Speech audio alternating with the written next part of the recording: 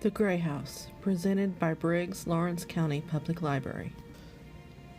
The Gray House is more often known as the Lawrence County Museum, located at 506 South 6th Street in Ironton. The Gray House is an example of Victorian Italian villa architecture. It was built in 1866 by James Ferguson, and it is 3.5 stories of brick. The house itself was purchased in 1878 by George Noah Gray.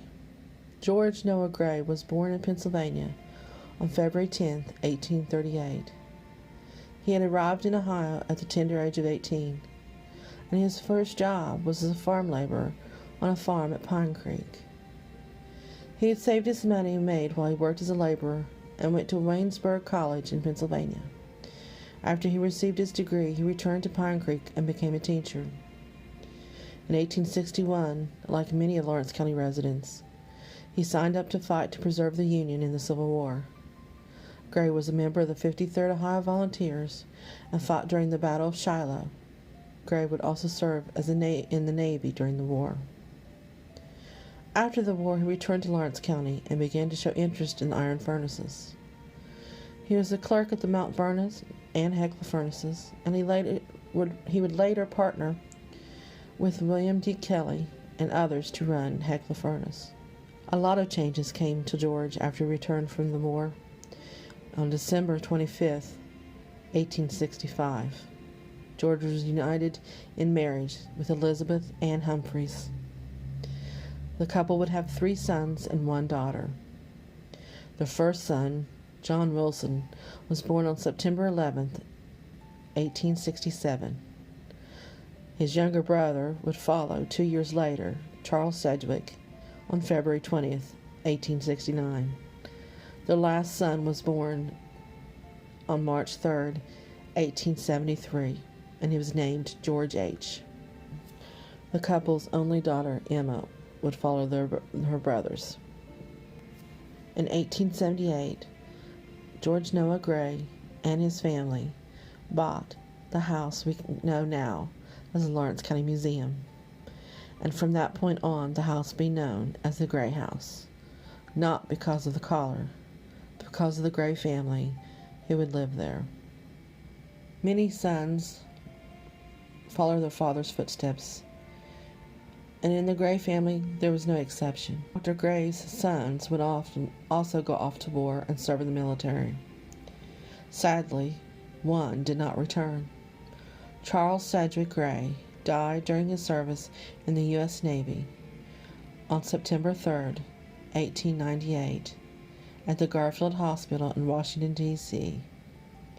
In his honor, his family donated a half square for the Charles S. Gray Deaconess Hospital.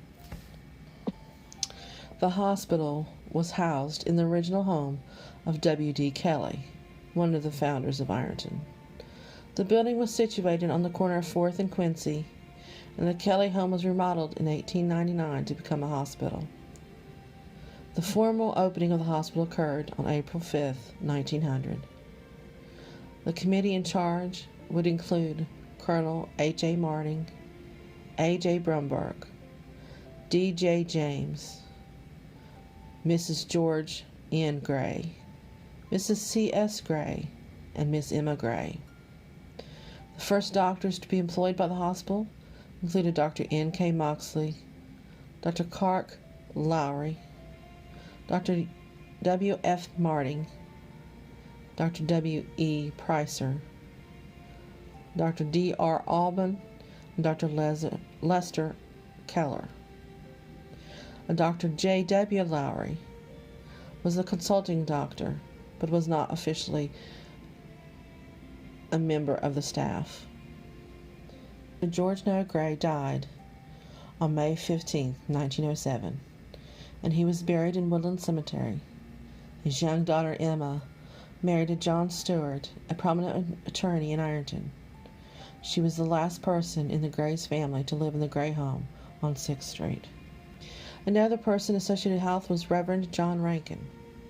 John Rankin was a Presbyterian minister and a staunch abolitionist. He became very active in the Underground Railroad in Ohio, and he is also a friend of John Campbell. His abolitionist beliefs and some of his experience would be used to influence Harriet Beecher Stowe in her novel, Uncle Tom's Cabin. His association with the Gray House is quite sad, though. Reverend Rankin was a relative of the family, and he died in the house on March 18th, 1886. Emma would be the last of the Gray family to have and live in the home. The house would later be restored and became home of the Lawrence County Museum.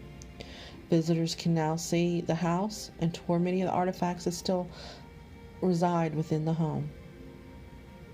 If you'd like more information on the Gray House, please go to the museum or check out our information found in the Phyllis Hamner Room at the Ironton Branch Library. Thank you.